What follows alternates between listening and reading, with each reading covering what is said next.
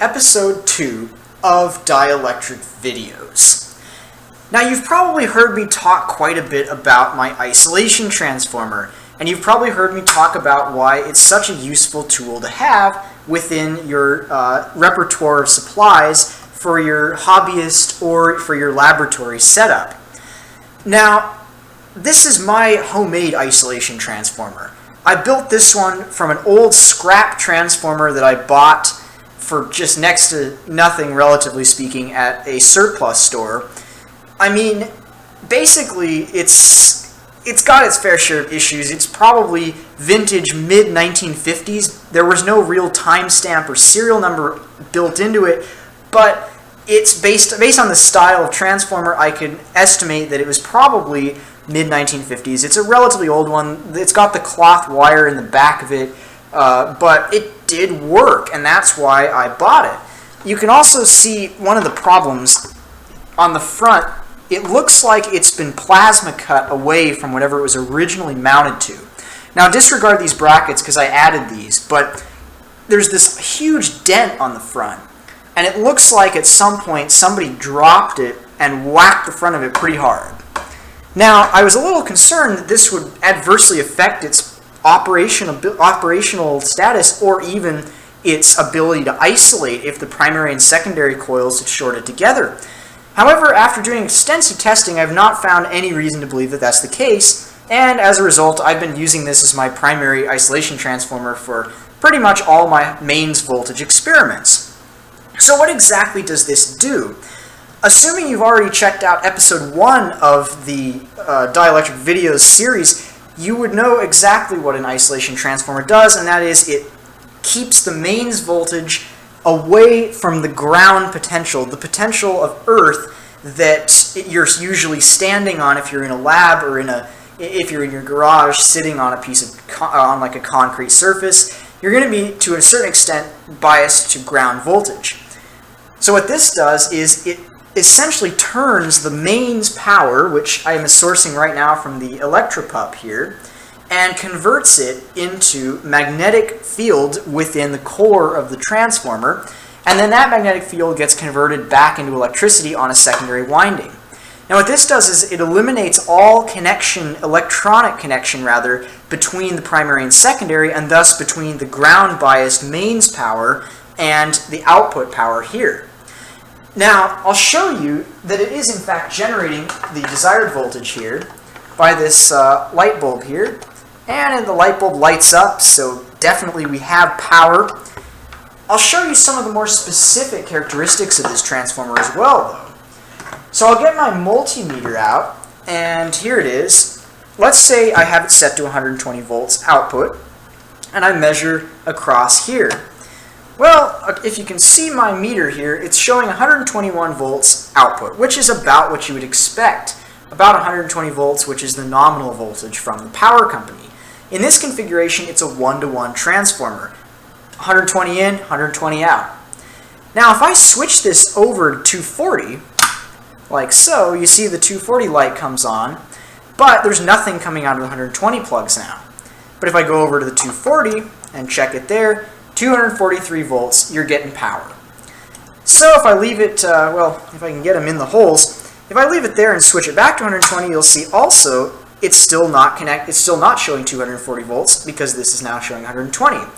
Now, I totally could have wired it so that it outputs both voltages at the same time. However, to do that would have required a center tap connection for each 120 volt leg separately. And that would have meant I could only draw up to 8 amps continuously for each leg. I'll get into why there's a limit on the power in a second. But basically, I wanted to have the two coils in parallel when I'm at 120 volts, so that's why I added the switch that distinguishes between the two. Now I also included an input switch, because this thing actually has input taps on the primary that also allow you to select either 120 volts, 2 wires in parallel, or 2 coils in parallel, or 240 volts, 2 wires in series. So if I go to 240, you'll see the neon bulb turned off, but that's only because it takes about 80 volts to make a neon bulb light up in the first place. If I wire this up here to my meter at 120, Surprise, surprise, 60 volts. It's still operating as a 2-to-1 because it's supposed to be getting 240 in and it's expecting 240. Now, can you predict what the voltage output would be if I select 240 now? Well, probably isn't too hard to guess that the output at the 240 volt plug will now be 120 because it's now operating once again as a 1-to-1 transformer. However, it's no longer operating as a 1-to-1 from 120 to 120. It's designed to operate from 240 to 240, but we're giving it 120 at the input, and because it's a transformer, it's going to give 240 at the output. Now let's get into why this is such a useful apparatus for your laboratory or for your home DIY experimenting garage or whatever your setup is. Well, basically, besides giving you all these fancy voltages, depending on what you're asking it for, it also isolates, as I said, from ground. And in order to really be safe working with mains, you either want to have a GFCI, which is that thing on your bathroom wall with the light on it and the switch, which essentially turns the power off if it detects you getting shocked, if it sees the current flowing to earth instead of back to neutral. And that's great and all, but sometimes you need to be able to have some leakage current go to ground, depending on whether you're doing an experiment that has lives that eventually connect to ground, or if you're just doing something where you really don't want it to turn off at random, because GFCIs, it's rare, but they can nuisance trip occasionally. So this is essentially the solution to that. It makes it so that no matter what the condition, the power stays on, and it is relatively safe because there's less of a chance of you accidentally touching 2 points that are biased 120 or 240 volts apart at the same time. You've taken ground out of the equation. Now let me just prove to you that that's actually the case. Right now I have this connected to the electropup, which is of course an ungrounded source.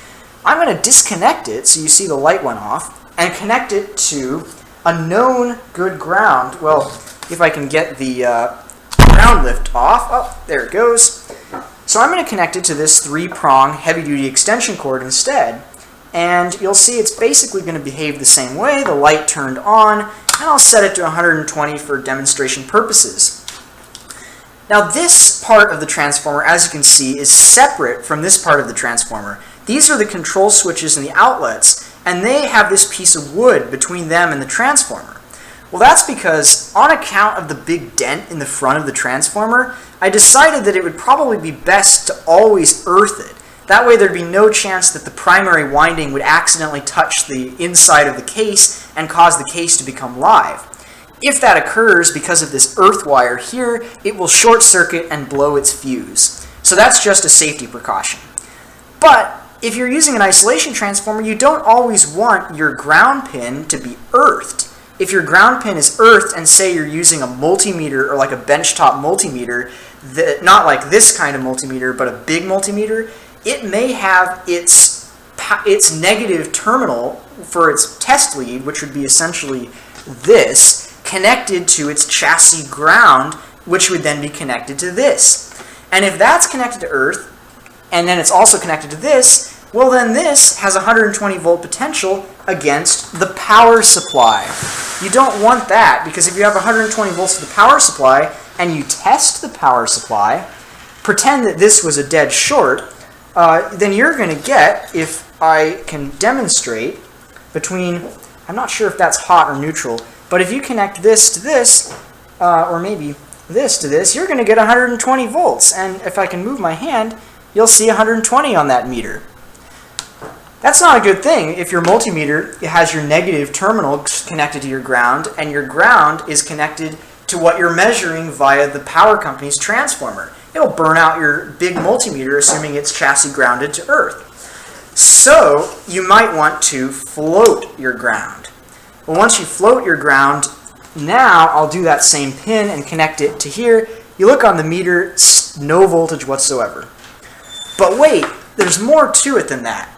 If you're just floating your ground, then why even have the ground pin? Well, there's certain circumstances where you still want the ground pin connected. And that would be, an example of that would be if you have a surge protector for your fancy computer, and you're trying to plug it into, say, an old house with two-prong outlets like the electropup has.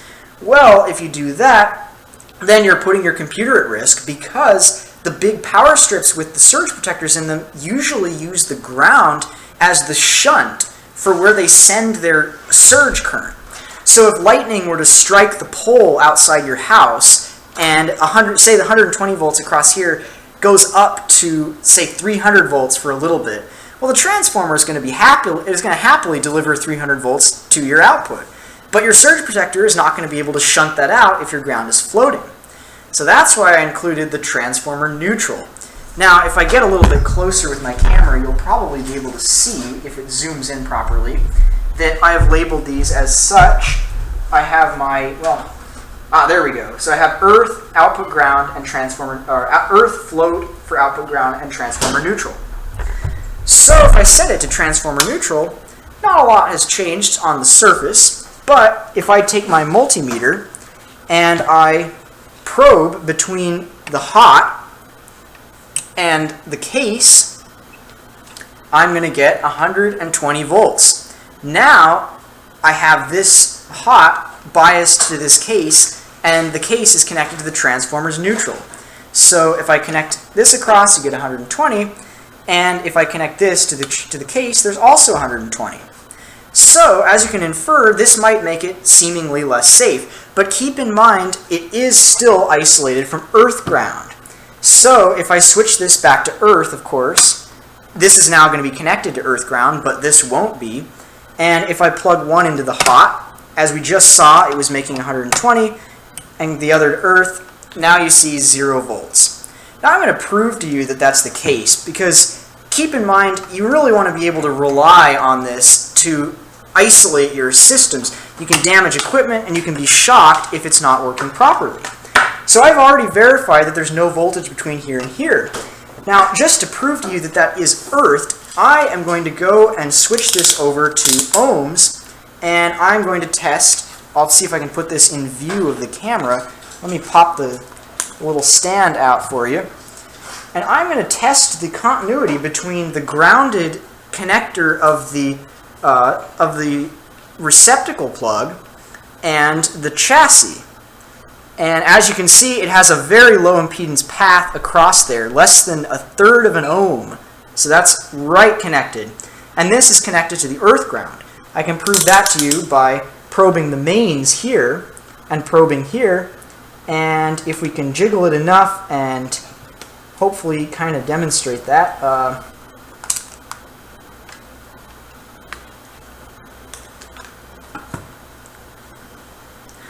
Alright, I figured out what the problem was. I had my multimeter set back to DC volts after I had finished testing between the ohm setting. So, let me just verify, now that I've confirmed that the multimeter is working, I'm going to just verify again that there's no potential between this hot and this earth here. And as you can see, as you can see now, there's not. And what I'm going to prove to you now is that this chassis is in fact earth grounded. So I'm going to connect one pin to the chassis here, and you can still see the multimeter. And I'm going to connect the other to the electropup, which is mains. And you can see 120 volts between there. So yeah, this thing's grounded all right. And if I connect it over here, you'll see 0 volts because that's the neutral. So, how is this making it safer? Well, the point, of course, is that the outputs here are not in any way connected to this. And I'll demonstrate this in the following way. I have a screwdriver, and I'm just mucking around with the controls, for example, and oops, it's in the hole. And we can actually test that it has that potential by putting one probe on the neutral like this, and the other probe on the screwdriver. See the 122? Whoa, dangerous stuff. But I'm going to have my hand touching this earth-connected box, which sounds like a really bad idea, and nothing. I can hold on to that all day. I can put my hand all the way across it. No trouble. This is the essence of an isolation transformer. No potential between the hot side or the ground. In fact, just to show you, no potential between the neutral and the ground either. It's isolated. Now, if I had this set to transformer neutral, I'd be in for a horrible, nasty shock off of that. But when it's set to earth, And this is totally earth. It's the same earth at your house, same earth at my house. Nothing, which is a good thing. So now you've seen the purpose of the isolation transformer. Now, granted, the one I've built is a little bit kind of cheapy. The transformer's not in great condition. So if you're going to really rely on this like all the time, I would go with an actual professionally built isolation transformer, because the windings will actually be physically separated by big separators. Some of them even have them on different spindles within the core. This is just a cheap 2-to-1 transformer. It's never really designed to be an isolation transformer. Now, because as you saw, I was only putting the possible potential across one hand, because I'm not fully confident in this transformer, because it's such an old, potentially lower quality one. That being said, it's pretty darn reliable. It's certainly better than just working on the mains with no connection to, with no isolation.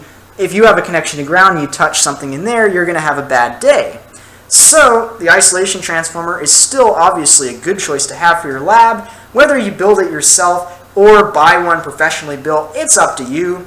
But I wanted to show you mine to give you some ideas about it.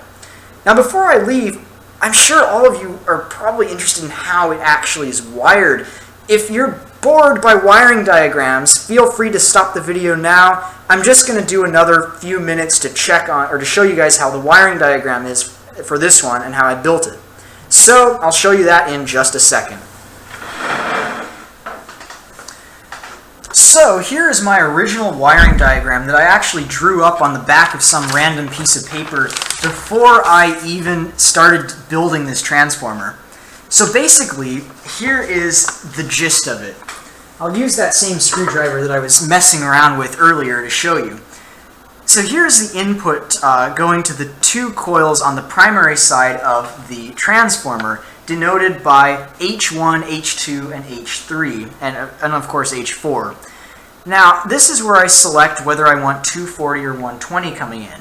You see there's an input select switch, which you saw on the top of my transformer already, and it basically decides whether these should be connected in series, which would be for a 240 input, or in parallel, which would be a 120 input. Now, per the design specifications of this transformer, it wants only 120 across each coil. If you give it 240 across the core will saturate. And what that means is so much magnetic flux will build up in the core that it won't be able to oppose the flow of current through the coils. And as a result, the transformer will be extremely inefficient and generate inordinate amounts of heat. You don't want that. So you have to decide if you want 120 in, you have to go parallel to get the optimum effect of the transformer. But if you have 240 going in, you have to go in series to keep from overheating and burning out the transformer. Now on the other side of the core, we have our two bars of isolation, and then we have X1, X2, X3, and X4. In power transformers, the H generally refers to the primary, and the X generally refers to the secondary. This is where things got a bit more complicated, because I wanted to be able to choose between 120 volts out and 240 volts out, but I also wanted them to be mutually exclusive. I wanted to make sure you couldn't have both at the same time, or I wanted to make sure you couldn't accidentally have 120 coming out of the 240 plug. So what I did was I used a three-pole two-way switch with, as you can see, the 3 poles. And what I did was I used the first two to just do the normal switch between 120 and 240. So what essentially happens is the same thing on the input select happens on the secondary of the transformer. And essentially you're deciding whether you want these in series to give 240 or in parallel to give 120. The problem, however, is if you have them connected in parallel for 120, the two center taps are now at 120 volts apart. And that means that the outermost parts, which are wired to the 240 volt out, are also at that potential. So it's really not ideal to have 120 coming out of your 240 volt and your 120 at the same time. You want it to be decisive. You want it to only put out 240 on the output and only put out 120 on the input. So I used a 3-pole switch with 3 different throws. Actually, this technically is a triple throw switch, and connected the last one between the, as you can see, between the transformer's X4 and the 240 out. What this does is it interrupts the transformer when it is operating at 120, and it interrupts the 240 volt out when it's operating at 120. That way the 240 doesn't stay on, albeit at a lower voltage. Then when you throw it to the other side to give it 240, of course the 120 is shorted across as these are connected in parallel, guaranteeing that it won't have any potential, and the 240 is now open, or rather is now closed when this switch is closed, and it's receiving power from X1 to X4. So that's the gist of how the transformer actually operates and how it's switched. The last thing I'll talk about is the grounding method here. And the grounding select is just a single throw switch with two outputs, and the earth ground input is connected, of course, to the transformer chassis, but it has this choice where, depending on which way the switch is thrown, it can either connect to the 120 center tap, which is the transformer's neutral, or it can connect to the earth ground. And what you see is this is going to the receptacle grounds, which of course are also connected to that those two metal electrical boxes on the top. The middle position of the switch is the float position, and that means that the receptacle grounds are neither connected to the earth nor to the output or to the X3 center tap of the transformer. And that, of course, is your floating position. Now, as you can see, I designed this 1/16/2016, so a couple of months ago. It's a little bit old, but I mean that's a good track record because it means it's been doing 2 months of service and hasn't had any problems.